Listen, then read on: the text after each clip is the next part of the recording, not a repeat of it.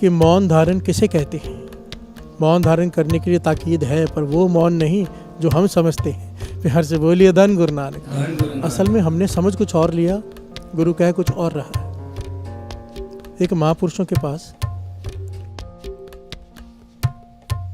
एक मोनी आकर बैठ गया जो कई सालों से बोल नहीं रहा था। हाथ में डायरी है और पेंसिल है। महापुरुष कहने लगे, भाई कहाँ से आए हो, कौन हो? वो मुस्कुरा कर लिख कर दे रहा है कि यहाँ से आया हूँ, ये मेरा नाम है, मैंने मौन धारण किया हुआ कई सालों से प्रभु की प्राप्ति के लिए। प्यार से बोलिए धन गुरु नानक। धन गुरु नानक। चुप है चुप ना हो गई, जे लाए रहा लिवतार। समाधि में लीन हो जा एक तार, चुप कर जा कई सालों के लिए, पर प्राप्ति नहीं होगी। गुरु नानक पातशाह कह रहे हैं। प्यार से बोलिए धन गुरु नानक। वो महापुरुष कहने लगे, मौन धारण क्यों किया है आपने? फिर वो लिखकर कहता है, क्या कहता है, लिखकर बताता है कि मैंने श्रीमद् भगवद गीता से ज्ञान हासिल किया। कृष्ण जी गीता में कह रहे हैं कि मौन धारण कर लो, प्राप्ति हो जाएगी। प्यार से बोलिए धन गुरु नानक। महापुरुष मुस्कुरा पड़े, कहने लगे, गीता में मौन धारण करने के लिए कहा गया है, पर वो मौन नहीं जो तूने धारण किया है। वो कोई और बात है, वो कुछ और बात है जिसकी बात हम आगे करेंगे। अगर जबान के चुप कराने को ही मौन कहते कृष्ण जी, अगर कृष्ण जी अपनी इस बात पर खुद पहरा दे देते, वो चुप कर जाते, तो गीता कहाँ से आती?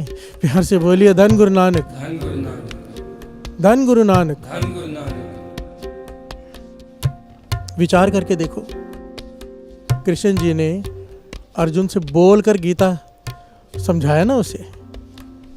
श्रीमद् भगवद गीता कहाँ से आती है अगर कृष्ण जी ही चुप कर जाते? कृष्ण जी कैसे कह सकते हैं कि जबान को चुप करा दो? प्यार से बोलिए धन गुरु नानक। वो जिस मौन की बात कर रहे हैं वो मौन कुछ और है। भगवान ने हमारे ये शरीर बनाया, एक मशीन बनाई है, एक उत्तम प्रकृति की सबसे उत्तम जो चीज मानी जाती है वो इंसान माना जाता है।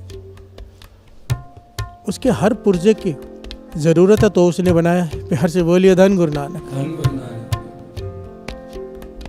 जो जबान को चुप करा लेते हैं, जीभ को चुप करा लेते हैं, मानो वो भगवान के बनाई हुई चीज में नुक्स निकाल रहे हैं कि ये चीज सही नहीं तूने बनाई, बोलना सही नहीं है। प्यार से बोलिए धन गुरु नानक। महापुरुष समझाया करते थे, कहते थे अगर साधु महापुरुष सच में मौन धारण कर लेते, जो जबान को चुप कराने की बात कहते, तो वेद शास्त्र कहाँ से आते? प्यार से बोलिए धन गुरु नानक। इस दुनिया को रास्ता कौन दिखाता अगर महापुरुष चुप कर जाएं? बरसात ज्यादा हो जाए बाढ़ आ जाती है, बरसात कम पड़े सूखा पड़ जाता है। बरसात हिसाब की पड़े, बड़ी ध्यान से समझना।